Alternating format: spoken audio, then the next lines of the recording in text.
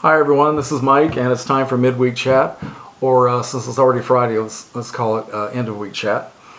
Okay, so I've been listening to a lot of the chat videos so far, and I'll see if I can give my answers to the three topics. And the first one is, well, it has to do with accents. People from different countries doing the accent of another country or dialect or culture. How do we feel about that? And Ian, I listened to your video and you got into a very serious rant about this, and I'm afraid I'm going to have to disagree with you on this point. So don't hit the screen, don't hit me.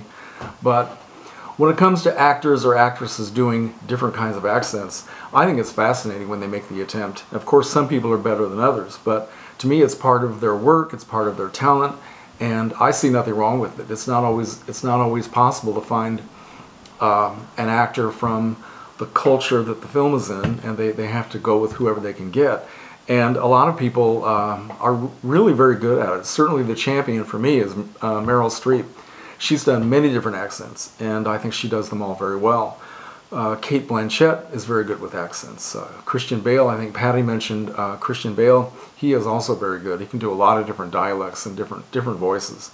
And I think that Kate Winslet does a flawless American accent, which is pretty amazing. And I don't know, it doesn't bother me at all. I think it's kind of interesting when people do that. And it's also kind of funny, and you find yourself wincing when somebody can't do it very well at all. I couldn't do any kind of an English accent if somebody put a gun to my head. I wish that I could, actually. But a couple of stories about actors and actresses doing accents. When Bette Davis was preparing to do the film Of Human Bondage back in 1934, and that's the film that established her as a great actress in Hollywood, the character she was going to play was a Cockney waitress, and she wanted so badly to get the accent as right as she possibly could.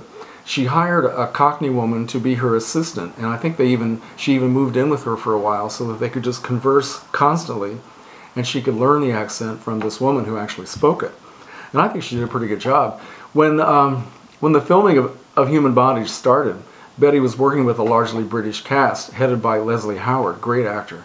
And they resented the fact that this young upstart American was playing an English character. So they were very cold to her.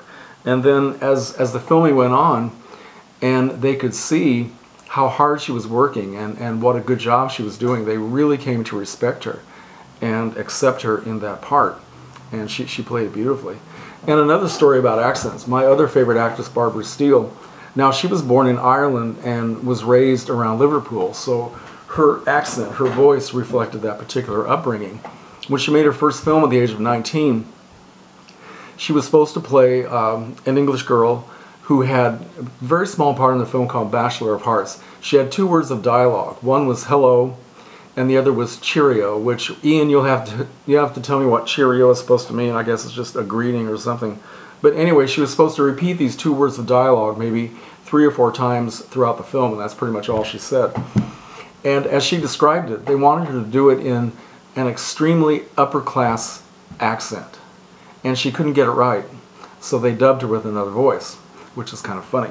So anyway, a couple of years down the road, when she had had a lot of training, doing different kinds of British accents, it was no longer a problem. And so 3 years later, in 1961, she came to America to do The Pit and the Pendulum. And again, the character she was playing was English. So she dubbed all of her own dialogue for the film. And the actor who was playing her brother, who also was supposed to be English, was an American actor named John Carr, who made no attempt whatsoever to sound English. So when the film was getting ready to be edited and everything put together, Roger Corman, the director, decided that her English accent stood out like a sore thumb, so they deleted all of her dialogue and replaced her with an American actress's voice, which makes no sense at all. So you have these two characters in the film who were supposed to be English, and they sounded completely American. So they made no attempt whatsoever. And that's just funny, strange about accents. But no, it doesn't bother me at all. I think it's kind of cool when people make that attempt.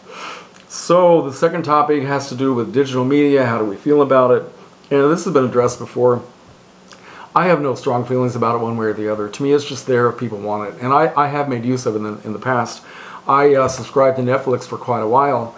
And in fact, I was getting from them the Boris Karloff Thriller series. I was watching each season. I think I was moving along very well, and I really wanted to get them that way because it was so expensive to buy the package. I didn't want to spend the money, and I was enjoying it.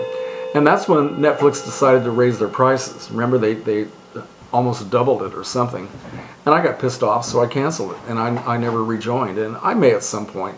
I don't know.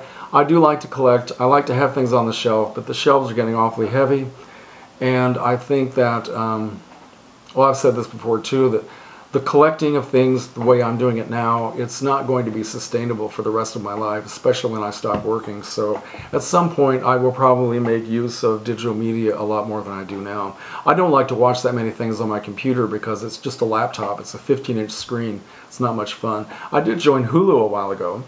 Hulu. Because a friend of mine was recommending a documentary that I really wanted to see, and that was a good place to get it for free. So I did that. But yeah, it's just there if we need it, and maybe it is the wave of the future. I don't know. It's not a big problem for me. So the third topic has to do, well, this is a very strange and philosophical question. Why do we like films? It sounds like it should be easy to answer that, but it's really not. I guess the best answer I can come up with is the fact that it just takes me away from my own reality for that 90 minutes or 2 hours or whatever it is. And I don't know what your lives are like, but in my life, reality has been highly overrated, and I will take fantasy any day. I don't know what to say.